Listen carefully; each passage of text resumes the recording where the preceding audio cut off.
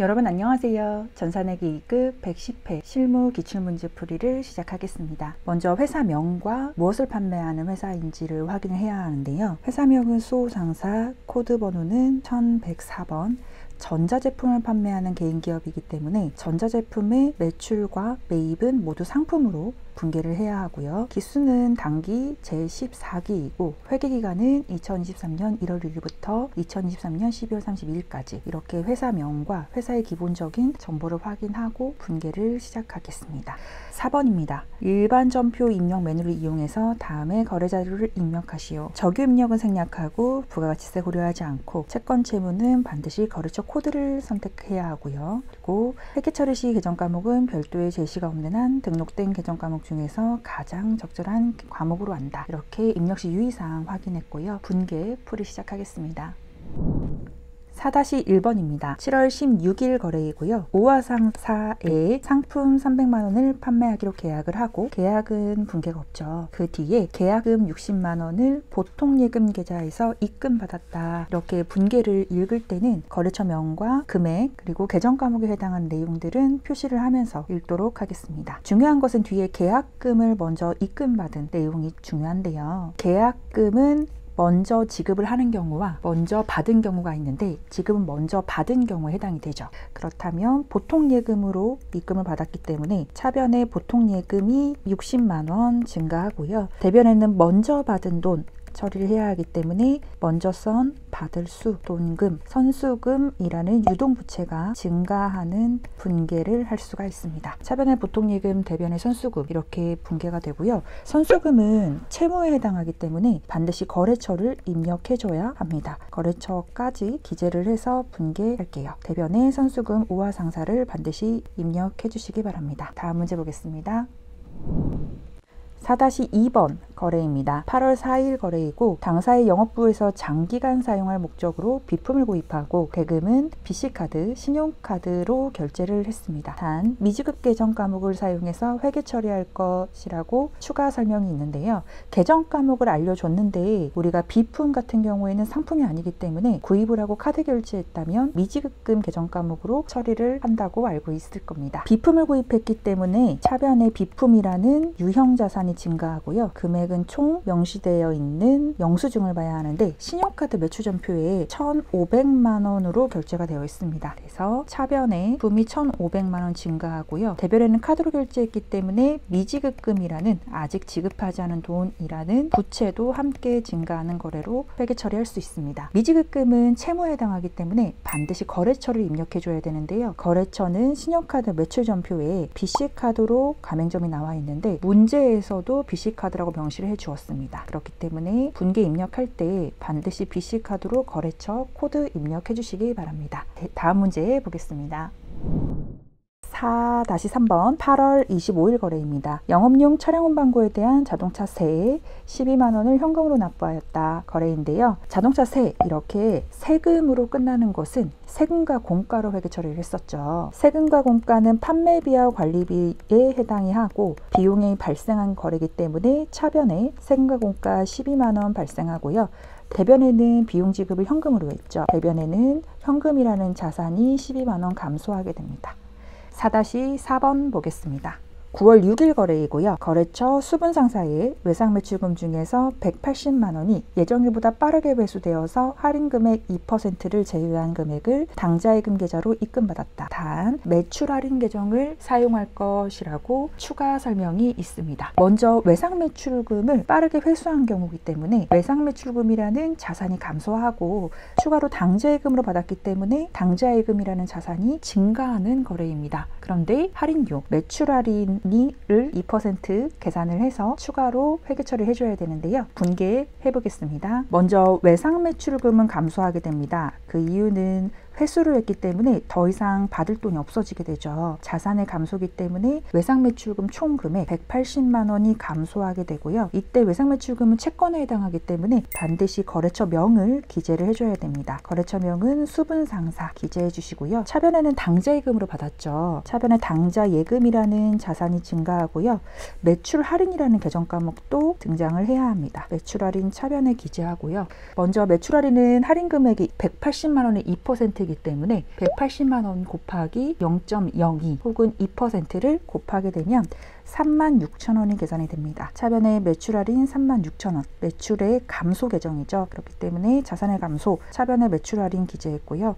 180만 원에서 36,000원을 차감한 금액 176만 4천원이 당좌 예금으로 증가하게 됩니다. 그래서 차변의 당좌 예금 매출 할인, 대변의 외상 매출금 수분 상사, 이렇게 회계 처리되는 거래였습니다. 다음 문제 보겠습니다.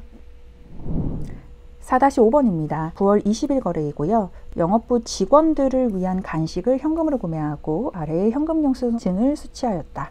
현금 영수증 사진이 나와 있는데요.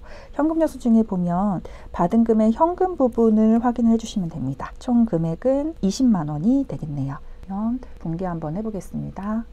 직원을 위한 복리후생, 직원의 복리후생을 위한 금액들은 모두 복리후생비라는 판매비와 관리비로 회계 처리를 하고요. 차변의 복리후생비가 20만 원 발생하고 대변에는 현금으로 지급을 했죠. 대변의 현금이라는 자산이 20만 원 감소하게 됩니다. 이렇게 분개되고요. 다음 문제 보겠습니다. 4-6번입니다. 10월 5일 거래이고요. 당사의 상품을 홍보할 목적으로 홍보용 포스트잇을 제작하고 사업용 카드 삼성카드로 결제하였다. 먼저 홍보라는 단어가 보이면 모두 광고 선전비라는 판매비와 관리비로 회계 처리를 했습니다. 분개해 볼게요. 먼저 차변에 광고 선전비라는 판매비와 관리비가 발생하고요. 금액은 카드 결제 내역을 보면 합계 50만 원, 받은 금액 50만 원으로 기재가 되어 있죠. 차변에 광고 선전비 50만 원 발생하고요. 대변에 카드로 결제했기 때문에 미지급금으로 회계 처리를 합니다. 미지급금 50만 원인데 미지급금은 채무에 해당하기 때문에 반드시 어떤 거래처에 입력을 해야 하는지 거래처명을 기재해 줘야 됩니다. 거래처는 삼성카드고요. 삼성카드 반드시 거래처 코드 입력해서 입력해 주시기 바랍니다. 다음 문제 확인하겠습니다. 4-7번입니다. 10월 13일 거래이고요. 대전시 동구청에 태풍 피해 이재민 돕기 성금으로 현금 50만 원을 기부하였다. 현금을 기부한 경우에 기부금이라는 영업 외 비용이 발생되는데요. 분개해 보겠습니다. 차변에 기부금이라는 영업 외 비용이 50만 원 발생하고요. 대변에 현금으로 지급을 했죠. 대금의 현금이라는 자산이 감소하게 됩니다. 차변의 기부금, 대변의 현금 으로 분개되는 거래입니다. 다음 문제 보겠습니다. 4-8번입니다. 11월 1일 거래이고요. 영업부 직원의 국민건강보험료 회사부담분 19만원과 직원부담분 9만원을 보통예금 계좌에서 이체해서 납부하였다. 먼저 회사부담분과 직원부담분은 반드시 계정 과목이 다른데요. 계정 과목을 정리해 보겠습니다. 직원의 급여에 포함된 원천징수이죠. 원천징수에 해당하는 세금에 해당하는 부분은 모두 예수금으로 회계 처리를 하고요. 직원의 세금을 회사가 대신 내주었다 그러면 직원의 복지 혜택을 주는 거기 때문에 복리후생비로 회계 처리를 합니다. 그런데 문제에서는 쉽게 회사부담분은 복리후생비 계정 과목을 사용할 것이라고 추가 설명을 해 주었는데요. 이 설명 없어도 직원이 납부해야 될 세금을 회사가 대신 주었다면 복리후생비, 그리고 직원이 급여에서 포함된 세금을 납부했다면 예수금으로 회계 처리한다는 것을 기억해 주시면 되겠습니다. 지금은 납부를 한 경우이기 때문에요. 차변에 복리후생비라는 회사 부담분이 비용 발생하고요. 금액은 19만 원입니다. 차변에 복리후생비 19만 원, 그리고 직원이 납부해야 될 예수금은 부채인데요. 납부를 한 경우이기 때문에 예수금이라는 부채가 감소하게 됩니다. 모두 보통예금에서 이체해서 줬기 때문에 대변에는 보통예금이라는 자산이 감소하고요. 모두 합산한 금액 38만 원이 되겠습니다. 회사가 납부하는 직원 세금은 복리후생비이고 직원이 월급에 포함된 세금은 예수금으로 회계 처리한다는 것을 기억해 주세요. 다음 문제 보겠습니다.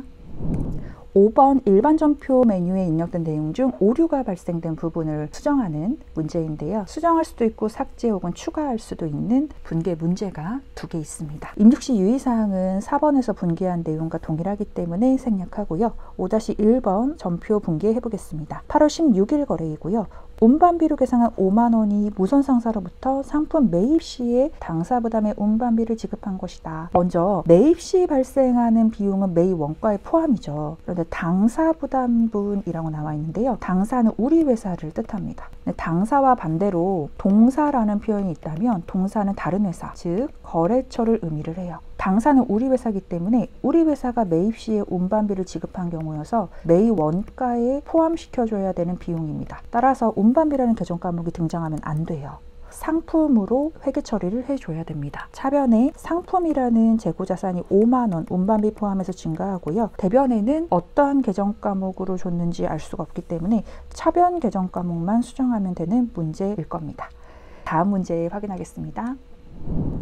5-2번 문제이고요. 9월 30일 거래입니다. 농협은행에서 차입한 장기 차입금을 상환하기 위해서 보통예금 계좌에서 1,100만 원을 지급을 하고 이를 모두 차입금 원금 상환한 것으로 회계 처리했는데 차입금 원금은 1,000만 원만 해당이 되고 나머지 100만 원은 이자로 확인되었다라고 했습니다. 먼저 차입금을 상환한 경우이기 때문에 차입금이라는 부채가 감소하게 되겠네요. 부채의 감소는 차변이죠. 차변에 장기 차입금이라는 부채가 감소하고요. 차입금은 채무기 때문에 거래처를 입력을 해줘야 되고 거래처는 농협은행 같이 기재를 하고요. 금액은 총 1,000만 원만 원금이기 때문에 1,000만 원 감소시켜주고 나머지 100만 원은 이자입니다. 이자를 지급했기 때문에 이자 비용이라는 영업 외 비용도 발생하게 됩니다. 100만 원 발생하고요. 대변에는 금액을 모두 보통예금 계좌에서 이체해서 줬기 때문에 대변에는 보통예금이라는 자산이 1,100만 원 감소하게 됩니다. 이렇게 회계 처리가 되고요. 다음 문제 결산정리사항 보겠습니다.